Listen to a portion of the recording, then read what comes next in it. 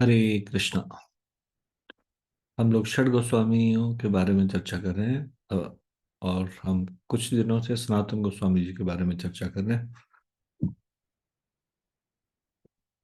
तो हमने अभी तक चर्चा की थी सनातन गोस्वामी का नीलाचल आगमन। हम्म, तो इससे आगे अभी हम चर्चा करेंगे श्री हरिदास ठाकुर का नाम प्रचार रहस्य।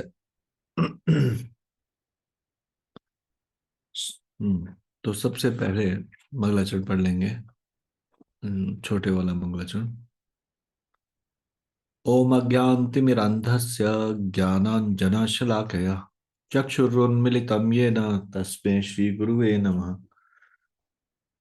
श्रीचैतन्यमनोभीष्टं स्थापितं येन भूतले स्वयं रूपा कदा मह्यं ददाति स्वपदान्तिकम्। वन्देऽहं श्रीगुरो श्रीयुतपदकमलं श्रीगुरुन् वैष्णवांश्च श्रीरूपं साग्रजातं सहगण रघुनाथान्वितं तं सजीवम्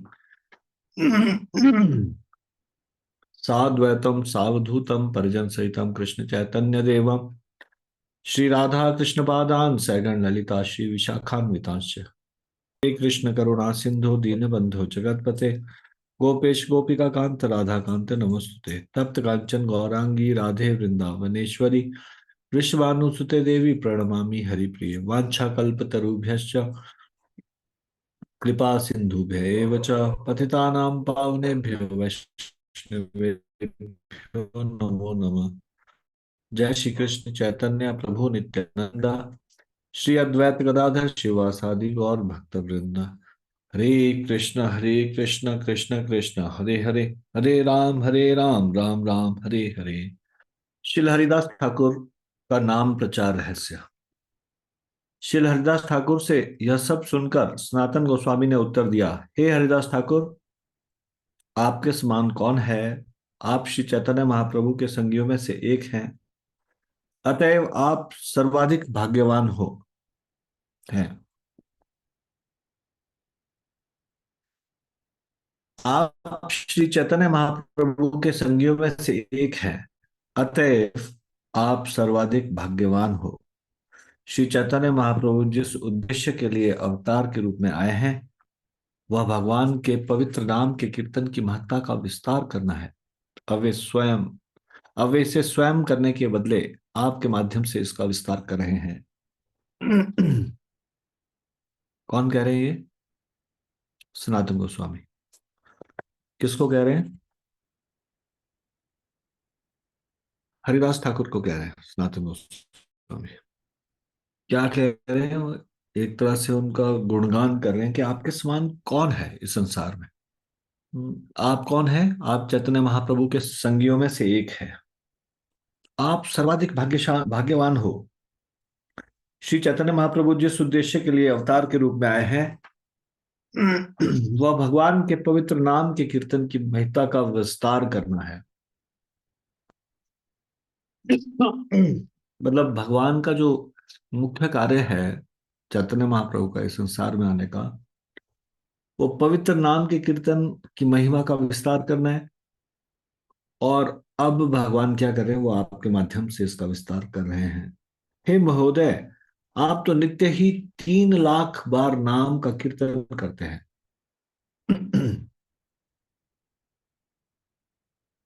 और हर एक को ऐसे कीर्तन की महत्ता के विषय में बतलाते हो। हम्म।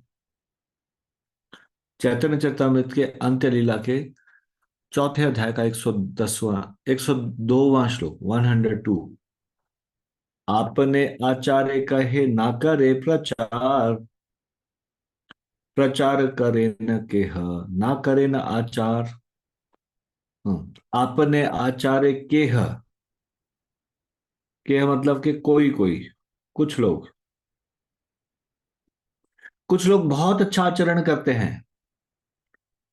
आपने आचार्य, आचार्य केह मतलब ना करे प्रचार, मतलब कुछ लोग बहुत अच्छा आचरण करते हैं किंतु कृष्ण भावनामृत संप्रदाय का प्रचार नहीं करते। और प्रचार करे न केहा। और कुछ लोग प्रचार करते हैं जबकि अन्य लोग प्रचार करते हैं, ना करे ना आचार, किंतु उचित रीति से आचरण नहीं करते।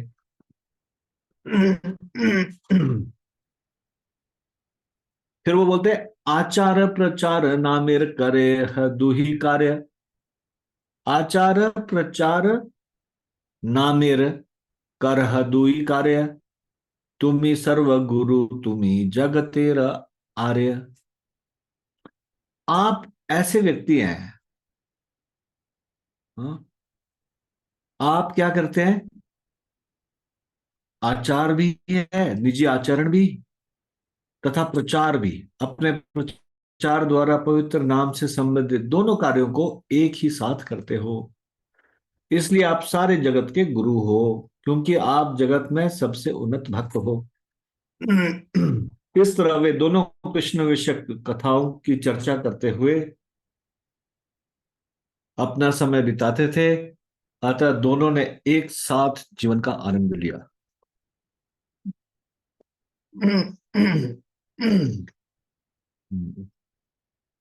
तो हरिदास ठाकुर को के विषय में ये सनातन गोस्वामी जी ये बोलते हैं, आचार और प्रचार। कुछ लोगों का आचार है लेकिन प्रचार नहीं, कुछ लोगों का प्रचार है लेकिन आचार नहीं। आचार मतलब आचरण, लेकिन आपका आचार भी है और प्रचार भी, आचरण भी है और प्रचार भी है।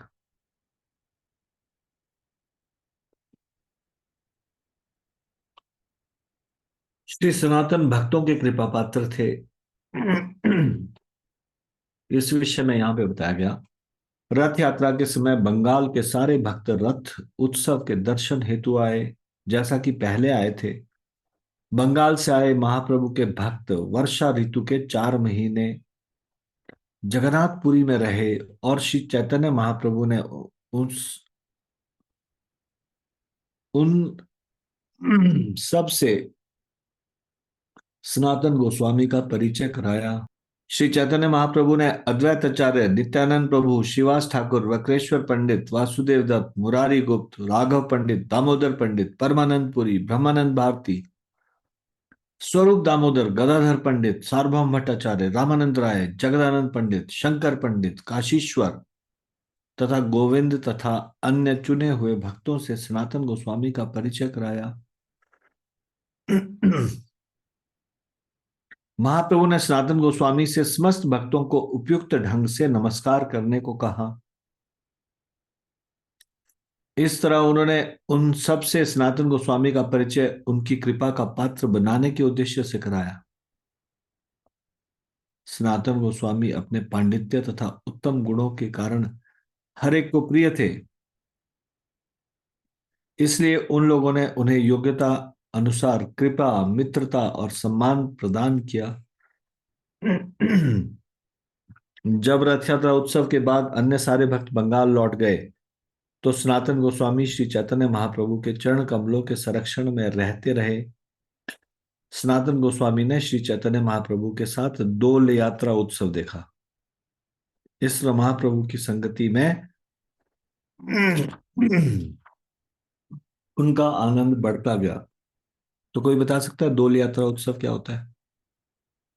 डोल यात्रा उत्सव देखा का मतलब क्या? बोलिए, क्या है डोल यात्रा उत्सव? हमने एक बार चर्चा किया था।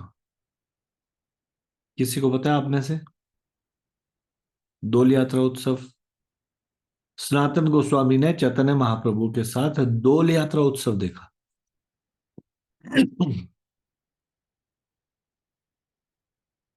बताइए। कोई भी नहीं, नो वन। ऐसा वही ढंग का। General plan. तो जी ये वो तो नहीं है जो व्हाइट कलर के कपड़े जगन्नाथ जी को पहनाते हैं, माड़ के कपड़े जो रहते हैं नहीं चावल वाले। नहीं जी, वो तो ओडन षष्ठी होता है, ओडन षष्ठी।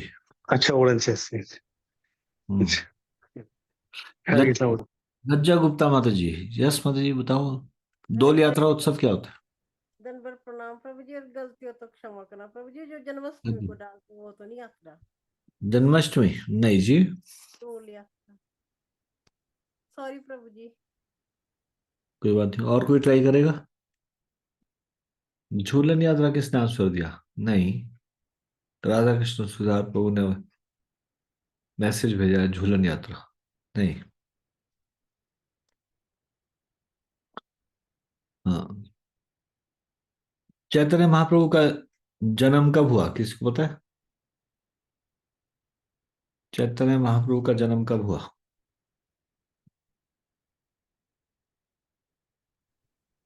हरे कृष्ण प्रभु जी, धन्य प्रणाम। चलो प्रणाम। गौर पूर्णिमा का प्रभु जी। हाँ, गौर पूर्णिमा हम कहते हैं उसको, है ना। हाँ। हरे कृष्ण प्रदर्शना। हाँ जी। फाल्गुन मास की पूर्णिमा को। हाँ जी। फाल्गुन मास की पूर्णिमा को। फाल्गुन मास की पूर्णिमा, उस दिन और क्या होता है? मुझे गौर पूर्णिमा ही होती है मुझे, यही पता है मुझे। होली भी होती है मुझे, और हाँ, होली भी होती है, होली भी होती है। हाँ। जो डोल यात्रा उत्सव है वो, समझ लीजिए, पूर्णिमा का उत्सव है, और होली से एक दिन पहले मनाया जाता है, या कभी कभी होली के दिन भी मनाया जाता है। ये पूर्णिमा का त्योहार है। हाँ, फाल्गुन को मनाया जाता है। इस दिन बंगाल में खास करके मनाया जाता है। इस दिन महिलाएं बंगाल में लाल किनारी वाली पारंपरिक सफेद साड़ी पहनकर शंख बजाते हुए राधा कृष्ण की पूजा करती है, प्रभात फेरी का आयोजन करती है, गाजे बाजे के साथ कीर्तन और गीत गाए जाते हैं। डोल का मतलब झूलन यात्रा, झूलन यात्रा नहीं है, लेकिन डोल का मतलब झूला ही होता है। आ, राधा कृष्ण को झूले पे रखते हैं और फिर करते हैं, लेकिन हमारे गौड़ीय वैष्णव उसमें झूलन यात्रा उस समय नहीं करते, झूलन यात्रा एक और समय में आती है। और फिर अबीर और रंगों से होली खेली जाती है। और वेस्ट बंगाल में तो डोल यात्रा में चैतन्य महाप्रभु के द्वारा रचित कृष्ण भक्ति के संगीत इत्यादि गाए जाते हैं। समझ लीजिए राधा कृष्ण के का पूजा अर्चना का उत्सव है, विशेष करके कृष्ण भगवान। तो डोल यात्रा में, उत्सव में, ये उड़ीसा में भी मनाया जाता है, बंगाल में भी मनाया जाता है। जगन्नाथ जी का उत्सव भी है। जगन्नाथ जी को लोग आते हैं, रंग लेके आते हैं, पुजारी जी को देते हैं। हाँ, उनके चरणों में वो भक्तों के द्वारा चढ़ाया गया इतना सारा। मैं एक बार उड़ीसा में जगन्नाथपुरी में अटेंड किया है ये फंक्शन। सोनावेश होता है उस दौरान, जैसे रथ वापस आता है तब भी सोनावेश श्रृंगार होता है, उस दिन भी सोनावेश श्रृंगार होता है। सोना, सोने के हाथ, सोने के पैर, और फिर लोग कुछ कुछ गुलाल देते हैं, कुछ चीज रंग बिरंग का कलर देते हैं, वो भगवान के चरणों में चढ़ाया जाता है। और कई बार आशीर्वाद के रूप में वो रंग किसी को, उन भक्तों को भी दे देते हैं वापस। तो पहले के समय में गर्भगृह तक अंदर जाने देते थे, अभी तो बंद हो गया है। जगन्नाथपुरी में दूर से ही आप दर्शन कर सकते हो, अंदर गर्भगृह में नहीं जा सकते। तो ये डोल यात्रा उत्सव होता है। तो चैतन्य महाप्रभु भी पूर्णिमा में ही उत्पन्न हुए थे, तो यानी कि उनके जन्म के समय का ये समय है। हाँ, उनका उनका बर्थडे उस दिन हुआ है। हाँ, तो डोल यात्रा उत्सव है, ये है। तो सनातन गोस्वामी डोल यात्रा तक वहां रहे, डोल यात्रा उत्सव देखा चैतन्य महाप्रभु के साथ। तो सारे भक्तों की कृपा उन्होंने दिलाई। ये क्यों परिचय करवा रहे हैं चैतन्य महाप्रभु सबसे? क्योंकि वो चाहते हैं कि सारे भक्तों की बेस्ट विशेस मिले इनको। फिर यमेश्वर टोटा में निमंत्रण जो उनको दिया गया, वो वाली घटना हमने एक दिन अभी चर्चा भी की थी। सनातन गोस्वामी श्री चैतन्य महाप्रभु को मिलने जगन्नाथपुरी में अप्रैल मई के महीने में आए थे, और श्री चैतन्य महाप्रभु ने मई जून के महीने में उनकी परीक्षा ली थी। ये परीक्षा ही थी एक तरह से। मई जून माह में श्री चैतन्य महाप्रभु यमेश्वर शिव जी के उद्यान में आए और वहां पर भक्तों के अनुरोध पर प्रसाद ग्रहण किया। दोपहर में जब भोजन का समय हुआ तो महाप्रभु ने सनातन गोस्वामी को बुलाया। जिनका सुख इस बुलावे के कारण बढ़ गया। दोपहर के समय समुद्र तट की बालू आग के समान झुलस रही थी, किंतु सनातन गोस्वामी उसी रास्ते से आए। महाप्रभु द्वारा बुलाए जाने के हर्ष से अभिभूत सनातन गोस्वामी को यह अनुभव नहीं हुआ कि उनके पांव गर्म बालू से जले जा रहे हैं। यद्यपि गर्मी के कारण उनके दोनों पांव के तलवों में फफोले पड़ गए थे, तो भी वे चैतन्य महाप्रभु के पास गए। वहां उन्होंने महाप्रभु को भोजन के बाद विश्राम पाया। गोविंद ने सनातन गोस्वामी को महाप्रभु के भोजन का अवशेष पात्र प्रदान किया। गोविंद कौन है? गोविंद कौन है, किसी को मालूम है गोविंद कौन है? गोविंद ने उनको सनातन गोस्वामी जी को उनका जूठन दिया, चैतन्य महाप्रभु का महाप्रसाद दिया। गोविंद कौन है? हरिदास ठाकुर को प्रतिदिन प्रसाद महाप्रभु का उच्छिष्ट मिलता था, वो कौन देते थे? गोविंद। हम्म। ठीक है, मैं आपको ये बता देता हूँ। गोविंद जो है महाप्रभु के पर्सनल सर्वेंट। अब मैं आपसे ये पूछता हूँ प्रश्न कि महाप्रभु के पर्सनल सर्वेंट, महाप्रभु पर्सनल सर्वेंट रखते थे? वो तो बड़े विनम्र थे और वो तो किसी से सेवा नहीं स्वीकार करते थे। फिर गोविंद को उन्होंने एज ए पर्सनल सर्वेंट रखा हुआ था? कौन बताएंगे? नहीं, ऐसा था क्या? बोलिए। कोई नहीं पता, कुछ पता नहीं। ठीक है। गोविंद पहले, गोविंद चैतन्य महाप्रभु के शिष्य नहीं है। गोविंद चैतन्य महाप्रभु के गुरु भाई है। गुरु भाई समझते हैं क्या होता है? गुरु भाई बोलिए, कोई बोलेगा अनम्यूट करके? हरे कृष्णा प्रभु जी, दंडवत प्रणाम। चलो प्रणाम। गुरु भाई क्या होता प्रभु प्रभु जी, एक ही गुरु के शिष्य, अनेक शिष्य। है? धन्यवाद। तो चैतन्य महाप्रभु के गुरु भाई है, इसका मतलब किसके शिष्य है गोविंद? बोलिए, बताइए। हरे कृष्ण प्रभु। जी हाँ जी, ईश्वरपुरी। ईश्वरपुरी, ठीक है। ईश्वरपुरी नाम है चैतन्य महाप्रभु के गुरु जी का, और गोविंद जो है उनका गुरु भाई है चैतन्य महाप्रभु के, यानी कि ईश्वरपुरी के ही शिष्य है। अब ये ईश्वरपुरी के साथ ही रहते थे, ईश्वरपुरी की सेवा में रहते थे, उनके सेवक थे। कौन? गोविंद। जब ईश्वरपुरी का शरीर छोड़ने का समय आ गया तो उन्होंने गोविंद को इंस्ट्रक्शन दी कि मेरे देह त्यागने के बाद तुम मेरे शिष्य श्री कृष्ण चैतन्य उनके पास जाना और उनकी सेवा में अपने जीवन को बिताना। फिर जब ईश्वरपुरी जी इस संसार से अप्रकट हो गए तो गोविंद चैतन्य महाप्रभु के पास आए और उन्होंने गुरु का संदेश सुनाया। गुरु जी ने क्या उनको आदेश दिया ये सुनाया, और गुरु के आदेश को तो वो मना नहीं कर सकते चैतन्य महाप्रभु, क्योंकि उनका आदेश था कि चैतन्य महाप्रभु की सेवा करना और उनके साथ में रहना, यानी कि सेवा का आदेश दिया था। इसलिए और उनसे सेवा इतना स्वीकार नहीं करते थे जितना गोविंद से सेवा स्वीकार करते थे। सब लोगों को घटना पता है जिसमें गोविंद अ, एक बार चैतन्य महाप्रभु थक के आते हैं, मंदिर से आते हैं और भगवान के दर्शन करके आके घर में आके इतने थके होते हैं कि दरवाजे पर ही लेट जाते हैं।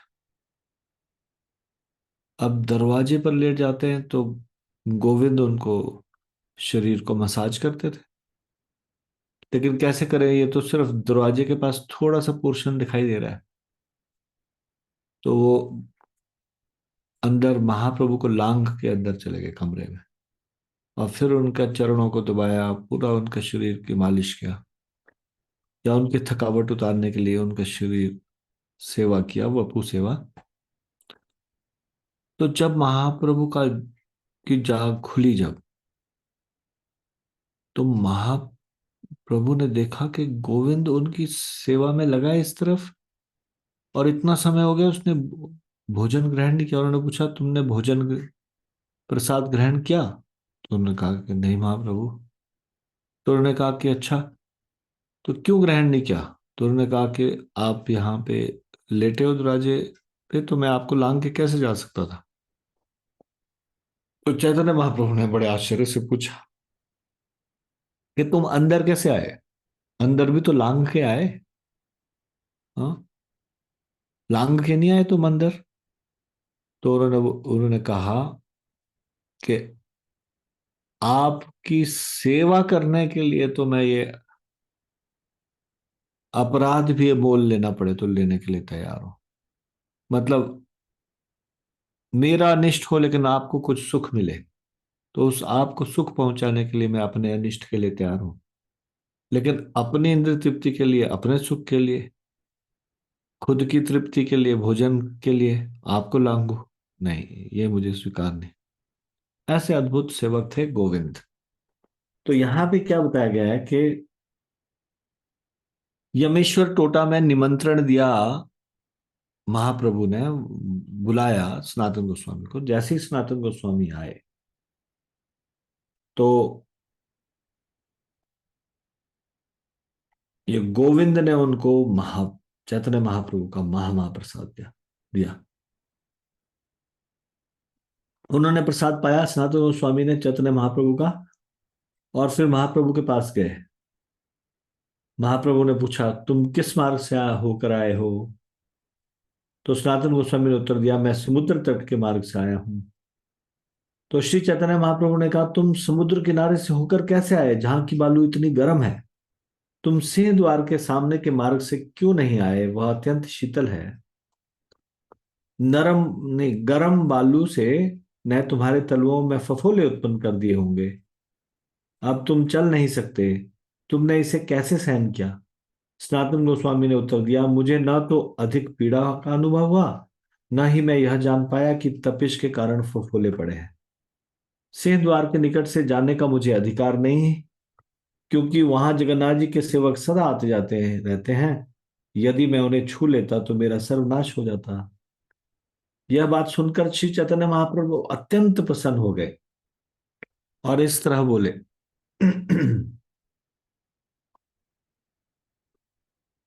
ये चैतन्य चरितमृत के अंत्य लीला के चौथे अध्याय के 129 और 130 श्लोक में बताया गया। उन्होंने बोला, यद्यपि ओ तुम हो जगत पावन, तुम्हा स्पर्शे पवित्र है देव मुनिगण, तथापि भक्त स्वभाव मर्यादा रक्षण, मर्यादा पालन है साधुर भूषण। हे प्रिय सनातन, यद्यपि तुम सारे ब्रह्मांड के उद्धारक हो और देवता तथा बड़े बड़े संत तक तुम्हारे स्पर्श से शुद्ध बन सकते हैं, किंतु वैष्णव शिष्टाचार का पालन और रक्षण करना भक्त का गुण है। वैष्णव शिष्टाचार का पालन और रक्षण करना, वैष्णव शिष्टाचार को बनाए रखना भक्त का आभूषण है। कितना महत्वपूर्ण है वैष्णव शिष्टाचार? चैतन्य महाप्रभु बता रहे हैं। क्या है वैष्णव शिष्टाचार? वैष्णव शिष्टाचार है जब भी हम किसी को भी देखें जिसके माथे पे तिलक है, गले में कंठी है, तो उनको अभिवादन करें, उनको हरे कृष्ण कहकर अभिवादन करें। यदि वो दीक्षित भक्त है तो उनको पंचांग प्रणाम करें। इस प्रकार से भक्तों के प्रति आदर बुद्धि रखें। और भी वैष्णव शिष्टाचार में बहुत सारा विस्तार में कई सारे नियम है। तो वैष्णव शिष्टाचार का पालन और रक्षण करना भक्त का गुण है, महाप्रभु बोलते हैं। और वैष्णव शिष्टाचार को बनाए रखना भक्त का आभूषण है। यानी कि सभी को वैष्णव शिष्टाचार का पालन करना चाहिए। फिर वो कहते हैं, मर्यादा लंघन ने लोक करे उपहास, यह लोक परलोक दुई है नाश।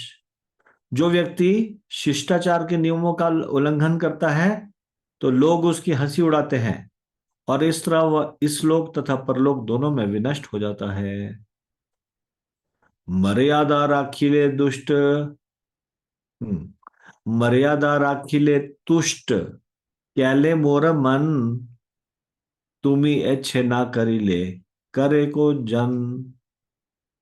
तुमने शिष्टाचार का पालन करके मेरे मन को तुष्ट किया है। कि जो तुमने ये किया कि कोई जगन्नाथ जी का सेवक, कोई जगन्नाथ जी का पंडा उनको टच ना कर दे, जो सेवा के लिए जा रहे हैं, भगवान की सेवा के लिए जा रहे हैं, और इस प्रकार से तुम दूसरे रास्ते से आए, तो ये जो तुमने शिष्टाचार का पालन करके तुमने मेरे मन को तुष्ट किया है, तुम्हारे अतिरिक्त इस उदाहरण को कौन दिखलाएगा? और कौन है जो ऐसा उदाहरण पेश कर सके? और फिर उसके बाद जगदानंद के निकट सनातन का परामर्श ये नामक ये घटना हुई। तो इसके विषय में बताया गया, एक दिन जगदानंद पंडित सनातन गोस्वामी से मिलने गए। जब जगदानंद पंडित तथा सनातन गोस्वामी एक साथ बैठ गए और कृष्ण विषय कथाएं चलाने लगे, तो सनातन गोस्वामी ने जगदानंद पंडित से अपना दुख कह सुनाया। यहां मैं श्री चैतन्य महाप्रभु के दर्शन करके अपना दुख कम करने आया था, किंतु महाप्रभु ने मुझे वह नहीं करने दिया जो मेरे मन में था। यद्यपि मैं उन्हें ऐसा करने से मना करता हूं, तो भी श्री चैतन्य महाप्रभु मेरा आलिंगन करते हैं, जिससे उनके शरीर पर मेरी खुजली के घावों से निकली पस का लेप हो जाता है। इस तरह मैं उनके चरण कमलों के प्रति अपराध कर रहा हूं, जिसके कारण निश्चय ही मेरा उद्धार नहीं होगा। साथ ही मैं भगवान जगन्नाथ के दर्शन भी नहीं कर सकता। यही मेरा महान दुख है। मैं तो यहां अपने लाभ के लिए आया था, किंतु मैं अब देखता हूं कि मुझे ठीक उसका विपरीत मिल रहा है।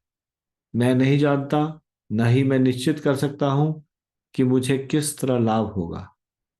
जगदानंद पंडित ने कहा, तुम्हारे रहने के लिए सर्वाधिक उपयुक्त स्थान वृंदावन है। तुम रथ यात्रा उत्सव का दर्शन करने के बाद वहां लौट सकते हो। महाप्रभु ने पहले ही तुम दोनों भाइयों को आदेश दे दिया है कि वृंदावन में जाकर हो, वहां तुम्हें सारा सुख मिलेगा। यहां आने का तुम्हारा उद्देश्य पूरा हो चुका है, क्योंकि तुम महाप्रभु के चरण कमलों का दर्शन कर चुके हो। इसलिए रथ यात्रा में रथ पर जगन्नाथ जी के दर्शन करने के बाद तुम जा सकते हो। सनातन गोस्वामी ने उत्तर दिया, आपने मुझे बहुत अच्छा परामर्श दिया है। मैं वहां अवश्य जाऊंगा, क्योंकि उसी स्थान को महाप्रभु ने मेरे रहने के लिए दिया है।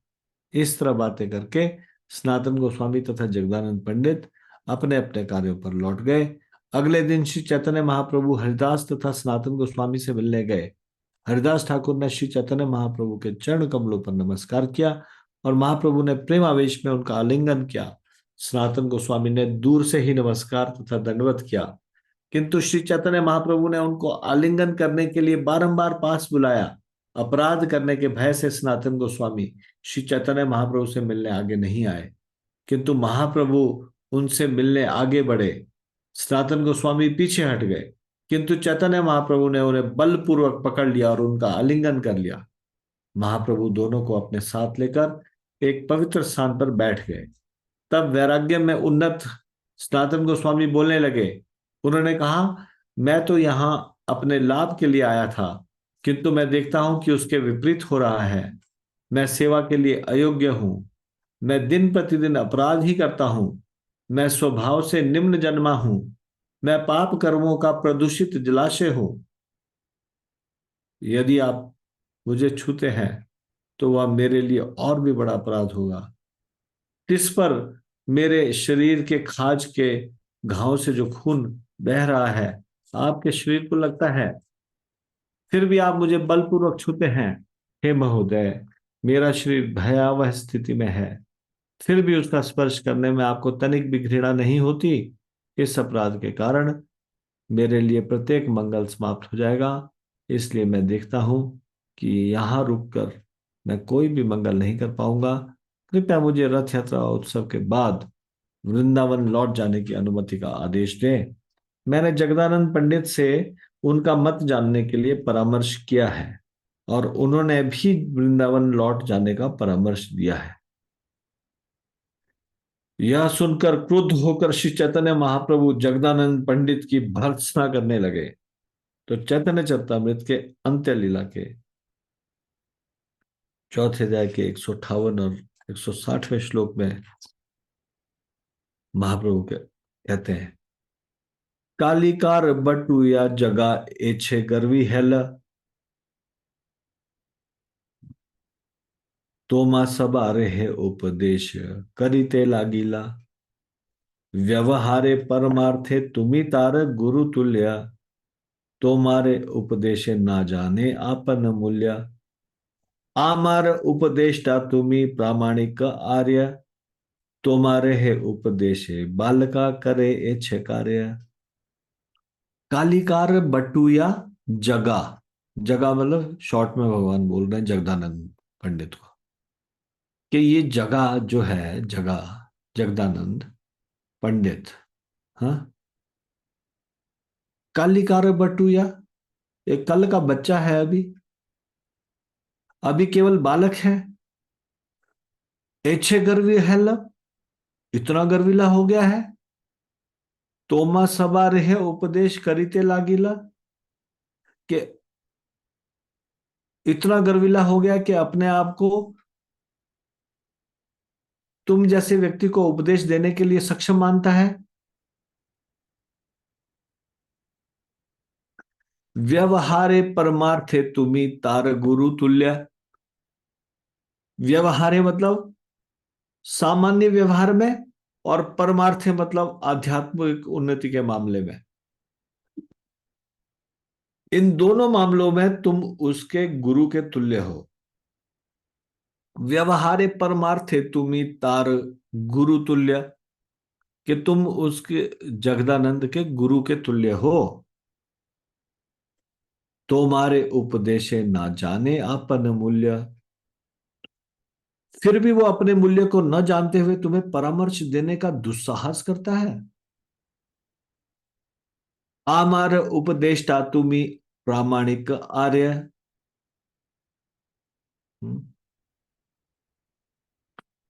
हे प्रिय सनातन, तुम तो मेरे सलाहकार जैसे हो, क्योंकि तुम प्रामाणिक व्यक्ति हो। तुम्हारे है उपदेशे बाल का करे अच्छे कार्य, लेकिन किंतु जगह तुमको उपदेश देना चाहता है। यह तो एक शरारती बालक की धृष्टता ही है। उद्दंड बालक होता है, उसकी तरह कार्य कर रहा है वो। तुम्हारे है उपदेश मतलब तुमको उपदेश देकर बाल का करे अच्छे कार्य। तो ये बालक ऐसे की धृष्टता कर रहा है या ऐसे कार्य कर रहा है। जब श्री चैतन्य महाप्रभु इस तरह जगदानंद पंडित को डांट रहे थे तो सनातन गोस्वामी महाप्रभु के चरणों में पर गिर पड़े और बोले, मैं अब जगदानंद के सौभाग्य को समझ पाया, मैं अपने दुर्भाग्य को भी समझ गया। इस जगत में जगदानंद के समान भाग्यशाली कोई नहीं है। आप तो जगदानंद को स्नेह में संबंधों का अमृत पिला रहे हो और मेरी गौरव स्तुति करके मुझे नीम निशिंदा का कटु रस पिला रहे हो।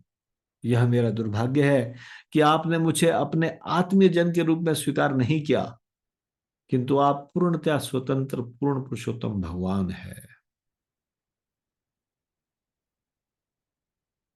अब बताइए, इस संसार के लोग जब उनकी प्रशंसा होती है, स्तुतिगान होती है, तो फूल के कुप्पा हो जाते हैं, इतने खुश होते हैं कि वाह, सबके सामने कितनी मेरी स्तुति हो रही है। लेकिन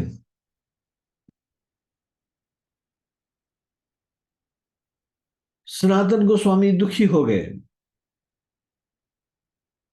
और चरणों में गिर के बोले, जगदानंद का सौभाग्य मेरे को समझ में आ गया, कितना भाग्यशाली हो, उनको डांट प्रसाद मिल रही है, आपकी प्रताड़ना मिल रही है। हाँ?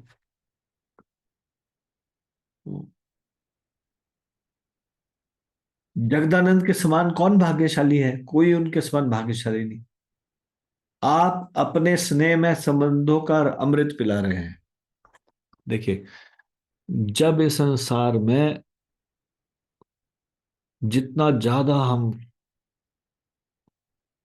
गर्वित हो गए, है ना, जितना ज्यादा हमारे अंदर ईगो होगी, अहंकार होगा, उतना ज्यादा हमारे को आ, आ, किसी की बात बुरी लगेगी।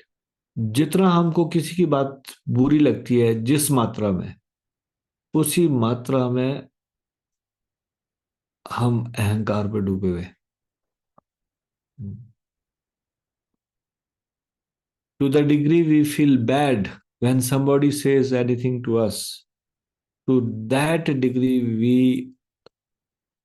are full of false pride. एक भक्त जो होता है, जब उसको कोई टोकता है तो वो एकदम से विनम्रता से उसको स्वीकार कर लेता है, कोई भी उसके बारे में कुछ भी उनकी प्रताड़ना करता है। जब किसी और वैष्णव की को प्रताड़ित करता है कोई, तब वो बिल्कुल सहन नहीं कर पाता। अपने लिए तो वो स्वीकार कर लेता है, अपने को निम्न समझता है। भगवान को ये विनम्रता बड़ी पसंद आती है। भगवान देखते हैं इसका दोष ना होते हुए भी ये शांत मन से अपने दोष को या स्वीकार कर रहा है, या फिर ये चुपचाप से सहन कर रहा है लोगों के द्वारा प्रताड़ित किया जाना। लेकिन जब कोई तर्क वितर्क जस्टिफिकेशन देता है, हम इस संसार में देखते हैं किसी व्यक्ति ने कुछ गलत किया, उसके बाद वो बहुत पूरा जोर लगा रहा है अपनी बात को सच साबित करने के लिए, तो हमको अच्छा नहीं लगता। हमको मालूम है कि इसने गलत किया है, फिर वो अपने आप को सही दिखाने का प्रयास करता है, तो अच्छा नहीं लगता। भगवान को भी ऐसे अच्छा नहीं लगता। हाँ। जब कोई विनम्रता से अपना दोष स्वीकार कर लेता है, विनम्रता से अपने आप को छोटा समझता है, तो भगवान का हृदय पिघल जाता है उसकी विनम्रता देखकर। तो जो भक्त है वो जेन्युइनली ये समझते हैं। जब कोई प्रशंसा करता है तो उनको अच्छा नहीं लगता, उनको लगता है ये भक्त लोग की दृष्टि में ऐसा बढ़ा चढ़ा के, उनका तो स्वभाव ही है सबके अंदर गुण देखना। वो अपने दोषों को याद करते हैं और बोलते हैं कि मेरे अंदर ये गुण नहीं है, मेरे अंदर दोष है। कोई और ऐसा चैतन्य चरितामृत से आपको एग्जाम्पल याद आ रहा है क्या? मैं आप लोगों से प्रश्न पूछ रहा हूं, जिसमें महाप्रभु की प्रशंसा सहन नहीं कर पा रहा कोई। महाप्रभु किसी की प्रशंसा कर रहे हैं और जैसे सनातन गोस्वामी की प्रशंसा कर रहे हैं और वो कह रहे हैं कि आप मेरी गौरव स्तुति करके आप मुझे नीम निशिंदा का कटु रस खिला रहे हो, ये मेरा बड़ा दुर्भाग्य है। वैसे ही चैतन्य महाप्रभु किसी को ग्लोरीफाई कर रहे हैं और उनको लग रहा है कि ये मेरा बड़ा दुर्भाग्य है, चैतन्य महाप्रभु मुझे बड़ा कष्ट दे रहे हैं। कोई ऐसा एग्जाम्पल है? प्लीज रेज योर हैंड, हाथ खड़ा कीजिए। चैतन्य महाप्रभु की लीला में कोई ऐसा उदाहरण बताइए जब चैतन्य महाप्रभु उसका गुणगान कर रहे हो और उनसे सहन ना हो पा रहा हो, और उनको भी ऐसा लग रहा हो जैसे सनातन गोस्वामी को लग रहा है कि नीम निशिंदा का कटु रस पीने के लिए मैं बाध्य हो रहा हूँ।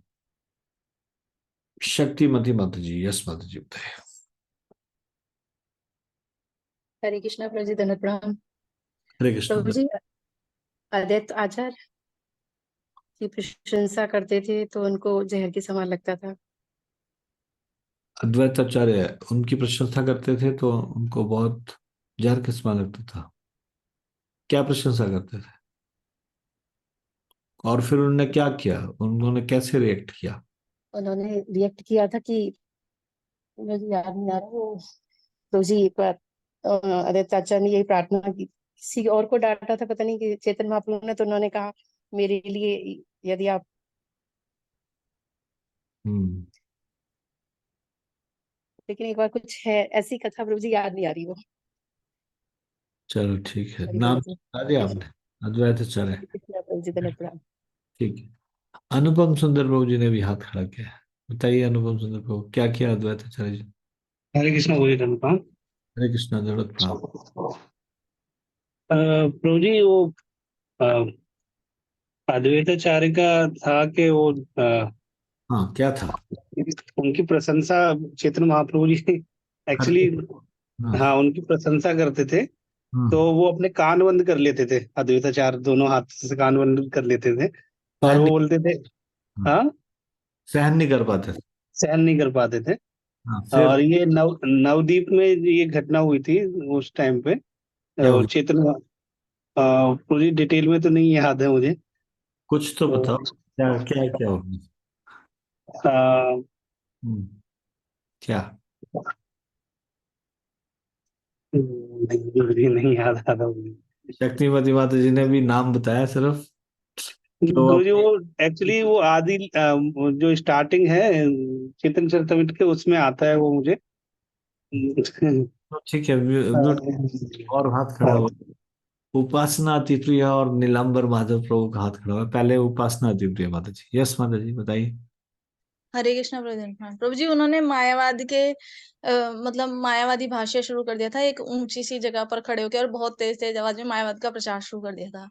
तो फिर चैतन्य महाप्रभु ने उनको खूब मतलब मारा था लाते वातों से, तो उनको लगा कि आज मुझे कृपा प्राप्त हुई है, यही मैं चाहता था प्रभु जी। ऐसा प्रभु जी मुझे याद आ रहा है, ऐसा था प्रभु जी। हरे कृष्णा प्रभु जी, हाँ। ठीक है, धन्यवाद। हाँ, जब वो उनकी प्रशंसा करते थे और अद्वैत आचार्य जी को बहुत महान आचार्य बताते थे, तो अद्वैत आचार्य को बहुत ज्यादा कष्ट लगता था। वो लगता था ये मुझे इतना ये प्रशंसा रूपी जहर क्यों पीने के लिए देते हैं। तो एक बार उन्होंने सोचा कि मैं आपको बाध्य कर दूंगा कि आप सबके सामने मुझे प्रताड़ित करेंगे, ये प्रसाद मुझे देंगे। ऐसी कृपा आपके चरण कमलों की धूली मुझे प्राप्त करूंगा। चैतन्य महाप्रभु उनको कभी प्रणाम नहीं करने देते थे, वो उम्र में बहुत बड़े थे। और जब वो चैतन्य महाप्रभु को प्रणाम करने को धूल, चरणों की धूल लेने की कोशिश करते थे, तो चैतन्य महाप्रभु उनका गुणगान शुरू करते थे। वो उनसे सहन नहीं होता था इतना गुणगान। उनको लगता था ये विष के समान है, इतना कड़वा, क्यों मेरी इतना प्रशंसा करते हैं। और ने ठान लिया कि मैं, आप चरण की धूली नहीं देते मुझे, सबको देते हो, मुझे नहीं देते हो, मैं लेके रहूंगा। और फिर उसके बाद कुछ दिनों के लिए उन्होंने आना बंद कर दिया चैतन्य महाप्रभु के पास। और उसके बाद मायावाद का प्रचार शुरू कर दिया। मायावाद का प्रचार, जीव और भगवान एक है, इस प्रकार से। चैतन्य महाप्रभु ने पूछा, ये अद्वैत आचार्य आजकल आ नहीं रहे, क्या क्या हुआ? कहते महाप्रभु वैष्णवों का संग छोड़ दिया उन्होंने, वैष्णव से मिलते भी नहीं, और मायावाद पढ़ाना शुरू कर दिया, लोगों को मायावाद सिखाना शुरू कर दिया। चैतन्य महाप्रभु सुन के आग बबूला हो गए। सीधा उनके घर में जाते हैं और उनको बुलाते हैं, और जैसे ही वो आते हैं उनको पकड़ के जमीन पे गिरा देते हैं। और लातें मारना शुरू करते हैं। जब लात मारना शुरू करते हैं, ये प्रसन्नता से खुश होके नाचना शुरू कर देते हैं। बोलते हैं, आज मुझे आपकी कृपा प्राप्त हुई है, आप मुझे अपने चरणों की धूल लेने नहीं देते थे, अब आपके चरणों की धूल मुझे दी है।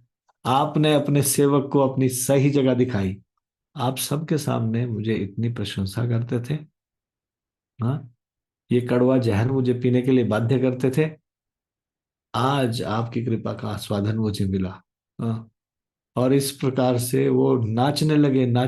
जब चैतन्य महाप्रभु उनको लात मार रहे थे, तो उनकी पत्नी श्रीमती सीता देवी, अद्वैत आचार्य की पत्नी, वो आते हैं, वो कहते हैं, अरे निमाई ये क्या कर रहे हो, ये क्या कर रहे हो, ये बूढ़ा व्यक्ति मर जाएगा, इसे क्यों मार रहे हो।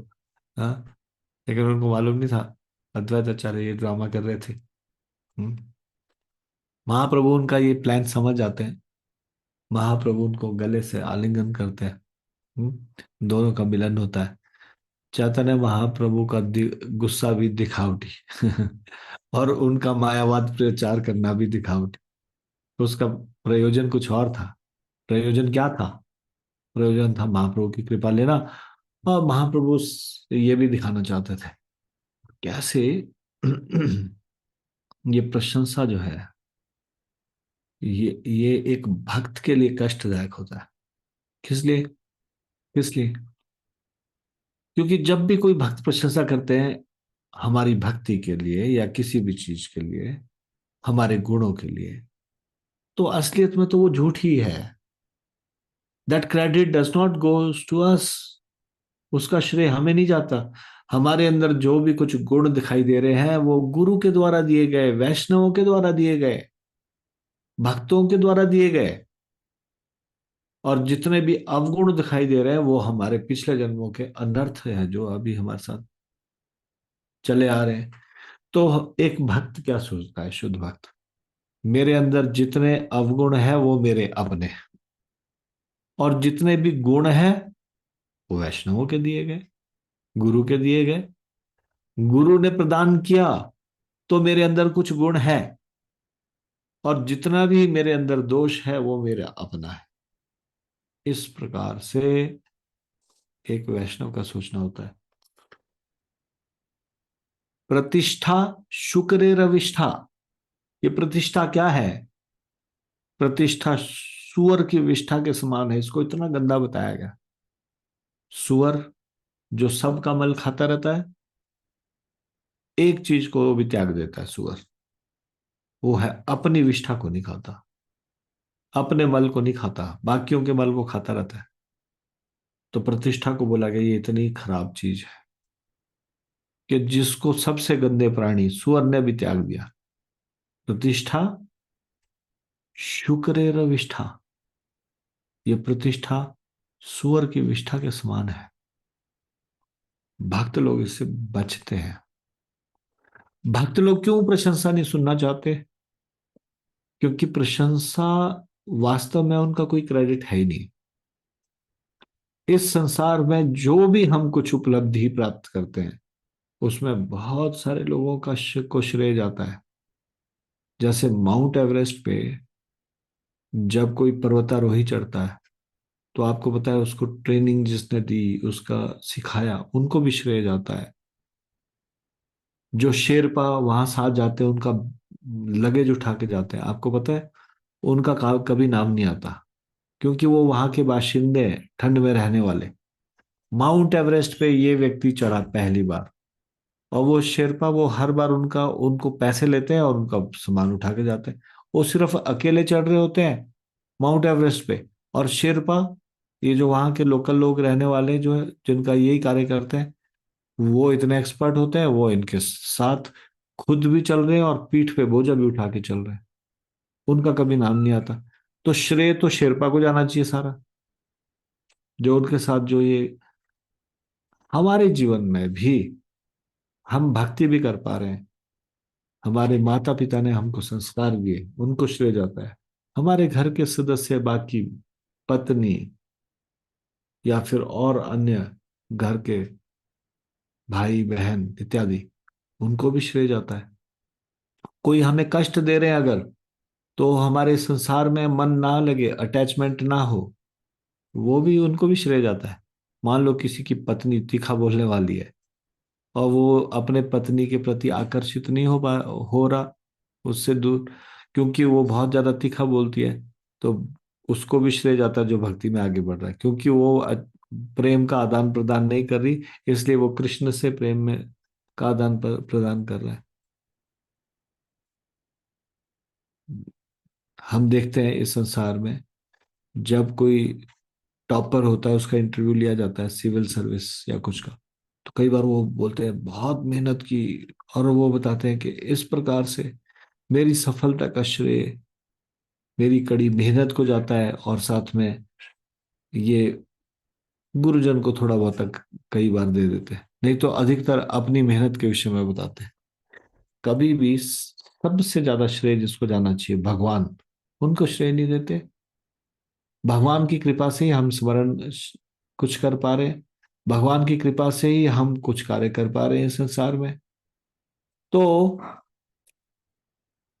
हिज होलीनेस राधानाथ स्वामी महाराज जी कहते हैं, एक लेक्चर में मैंने सुना, वेन एवर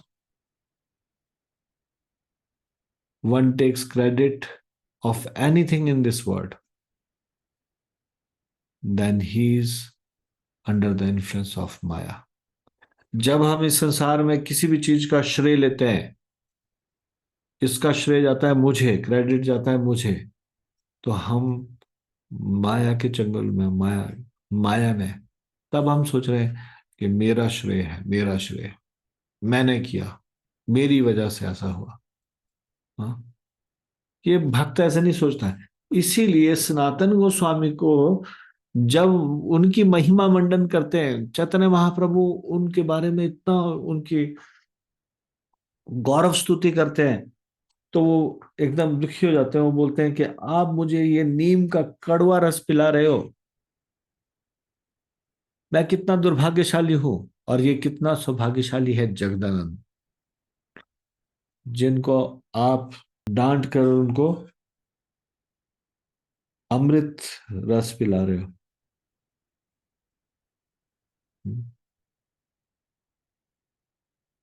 स्नेह में संबंधों का अमृत पिला रहे हो। यह सुनकर श्री चैतन्य महाप्रभु कुछ लज्जित हुए। सनातन गोस्वामी को तुष्ट करने के उद्देश्य से उन्होंने निम्नलिखित शब्द कहे, हे प्रिय सनातन, तुम यह मत सोचना कि जगदानंद मुझे तुमसे अधिक प्रिय है, किंतु मैं आदर्श शिष्टाचार का अतिक्रमण सहन नहीं कर सकता। तुम शास्त्रों के अनुभवी विद्वान हो। क्या बोल रहे हैं महाप्रभु? महाप्रभु ऐसा बहुत कम किसी को बोलते हैं। महाप्रभु क्या कह रहे हैं? तुम शास्त्रों के अनुभवी विद्वान हो, जबकि जगह केवल यह युवा बालक है। तुम में मुझ तक को प्रभावित करने की शक्ति है। भगवान खुद से बोल रहे हैं, तुम्हारे अंदर यह शक्ति है कि तुम मुझे भी प्रभावित कर सकते हो। तुम पहले ही कई स्थानों पर मुझे अपने व्यवहार, अपने सामान्य व्यवहार तथा भक्ति के विषय में समझा चुके हो।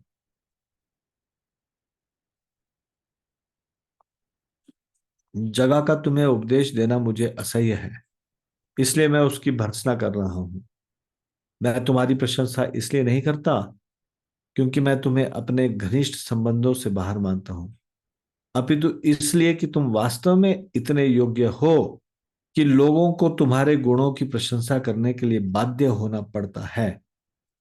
यद्यपि एक व्यक्तियों से स्नेह होता है, किंतु उनके निजी संबंधों के स्वभाव के अनुसार विभिन्न प्रकार के प्रेमों का उदय होता है। तुम अपने शरीर को विभत्स मानते हो, किंतु मैं सोचता हूं कि तुम्हारा शरीर अमृत के समान है। वस्तुतः तुम्हारा शरीर दिव्य है, भौतिक नहीं है, किंतु तुम इसे भौतिक बुद्धि से सोच रहे हो। यदि तुम्हारा शरीर भौतिक होता तो भी मैं उसकी उपेक्षा न कर पाता, क्योंकि भौतिक शरीर को न तो अच्छा मानना चाहिए न बुरा। कृष्ण से संबंध न रखने वाली जिस भी वस्तु की अनुभूति की जाती है,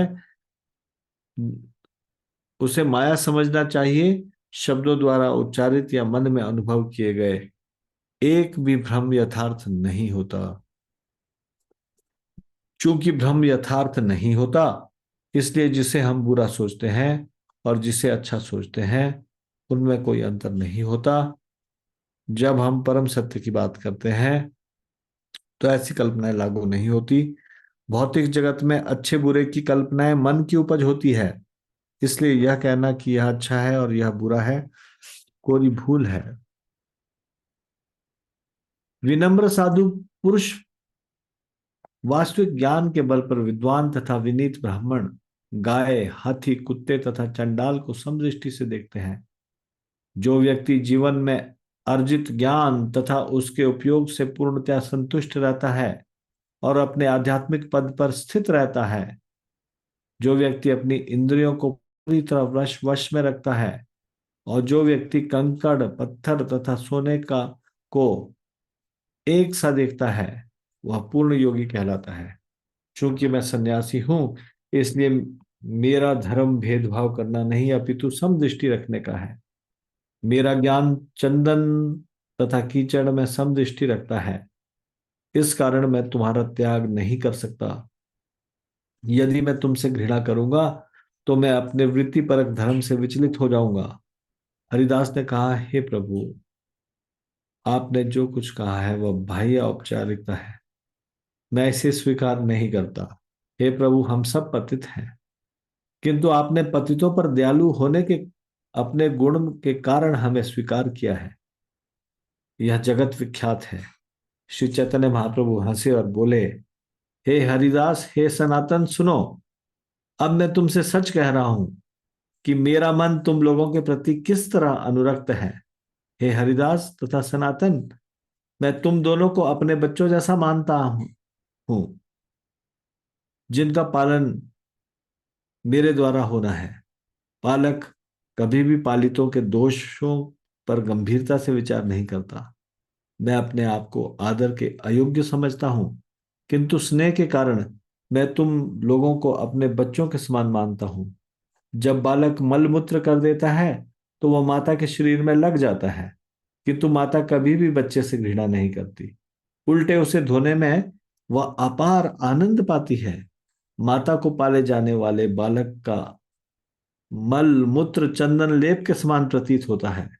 इसी तरह जब सनातन गोस्वामी के घावों से रिसने वाला दुर्गंध युक्त द्रव्य मेरे शरीर को छू जाता है तो मुझे उससे घृणा नहीं होती।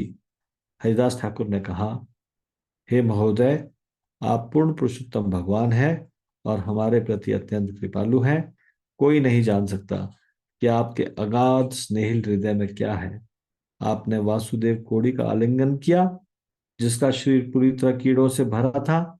आप इतने दयालु हैं कि उसकी ऐसी दशा होते हुए भी आपने उसका आलिंगन किया।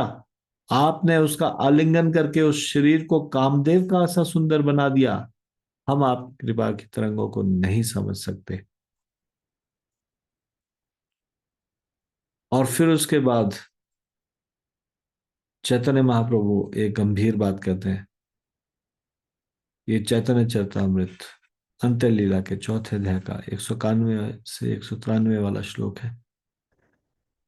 प्रभु कहे वैष्णव देह प्राकृत कभु नए, अप्राकृत देह भक्तिर चिदानंदमय। दीक्षा काले भक्त करे आत्मस्मरण, सेई काले कृष्ण तारे करे आत्मसम। सेई देह करे तार चिदानंदमय, अप्राकृत देह तार चरण भजय। श्री चैतन्य महाप्रभु ने कहा, एक भक्त का शरीर कभी भी भौतिक नहीं होता। वह दिव्य आध्यात्मिक आनंद से पूर्ण माना जाता है। दीक्षा के समय जब भक्त अपने आप को भगवान की सेवा में पूर्णतया समर्पित कर देता है, तब कृष्ण उसे अपने समान ही उत्तम स्वीकार कर लेते हैं। जब भक्त का शरीर इस तरह आध्यात्मिक बन जाता है तो भक्त उस दिव्य शरीर से भगवान के चरण कमलों की सेवा करता है। श्री चैतन्य महाप्रभु ने आगे कहा, जब जन्म मृत्यु को प्राप्त होने वाला जीव मेरा आदेश पूरा करने के लिए अपना जीवन मुझे समर्पित करते हुए सारे भौतिक कार्यों को त्याग देता है और इस तरह मेरे आदेशानुसार कर्म करता है, उस समय वह अमरता के पद पर पहुंच जाता है। तब वह मेरे साथ प्रेम रस के आदान प्रदान में आध्यात्मिक आनंद लूटने के योग्य बन जाता है। कृष्ण ने किसी प्रकार सनातन गोस्वामी के शरीर में खुजली के घाव प्रकट कर दिए हैं और मेरी परीक्षा लेने के लिए उसे यहां भेज दिया है।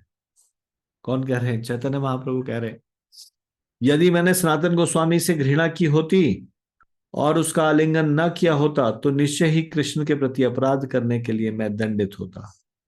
सनातन गोस्वामी कृष्ण के संगियों में से एक है।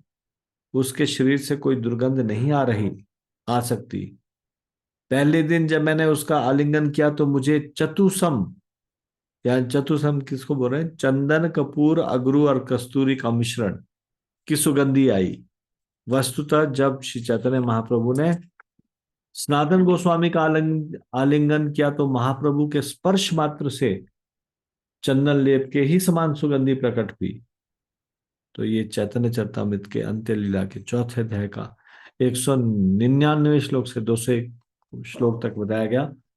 प्रभु कहे सनातन नामानिह दुख, तोमार आलिंगन आमी पाई बड़ा सुख। हाँ, हे प्रिय सनातन दुखी मत हो। सनातन, प्रभु कहे सनातन ना मानी है दुख, इसको दुख मत मानो। तोमार आलिंगन आमी पाई बड़ा सुख, मैं तुम्हारा आलिंगन करता हूं तब वास्तव में मुझे महान सुख मिलता है। ए वत्सर तुम्ही यहां रहा आमा सने, 1 वर्ष तक तुम मेरे साथ रहो जगन्नाथपुरी में। वत्सर रही तो मारे आमी पठाई मुंह वृंदावने, और इस 1 वर्ष के बाद मैं तुम्हें वृंदावन भेज दूंगा। ए तब लिपु न तारे कैला आलिंगन, ये कहकर श्री चैतन्य महाप्रभु ने सनातन गोस्वामी का पुनः आलिंगन किया। कंडुगेल अंग हेल स्वर्ण सम, और फिर एक चमत्कार हुआ। क्या चमत्कार हुआ? इस तरह सनातन के सारे छाले तुरंत लुप्त हो गए, जितने भी फोड़े थे शरीर में तुरंत लुप्त हो गए और उनका सारा शरीर सोने के रंग जैसा हो गया। चैतन्य महाप्रभु का रंग कैसा है? सोने का जैसा है। सनातन गोस्वामी का भी वैसे ही शरीर होगा। यह परिवर्तन देखकर अत्यधिक आश्चर्यचकित हुए हरिदास ठाकुर ने महाप्रभु से कहा, यह आपकी लीला है। हे प्रभु, आपने सनातन गोस्वामी को झारीखंड जल पीने को बाध्य किया और वास्तव में उनके शरीर में खुजली के घाव आपने ही उत्पन्न किए। इन खुजली के घावों को इस तरह उत्पन्न करके आपने सनातन गोस्वामी की परीक्षा ली। आपकी दिव्य लीलाओं को कोई भी नहीं समझ सकता। हरिदास ठाकुर तथा सनातन गोस्वामी दोनों का आलिंगन करने के बाद श्री चैतन्य महाप्रभु अपने स्थान पर लौट गए। तब हरिदास ठाकुर तथा सनातन गोस्वामी ने भाव विभोर होकर महाप्रभु के दिव्य गुणों का वर्णन करना शुरू किया। इस तरह सनातन गोस्वामी श्री चैतन्य महाप्रभु के संरक्षण में रहे और हरिदास ठाकुर के साथ श्री चैतन्य महाप्रभु के दिव्य गुणों की चर्चा करते रहे। तो आज हम इसको यहीं तक चर्चा करेंगे।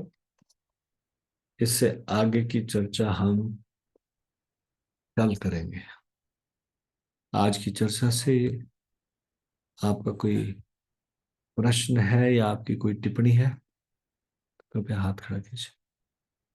ठीक है, तो हम इसको यहीं पे विराम देंगे। श्री षड गोस्वामी अष्टकम की जय, श्री सनातन गोस्वामी जी की जय, शिल प्रभुपाद की जय, निताई गौर प्रेमानंदे, हरि हरि। आप सब लोगों का बहुत बहुत धन्यवाद। हरे कृष्णा।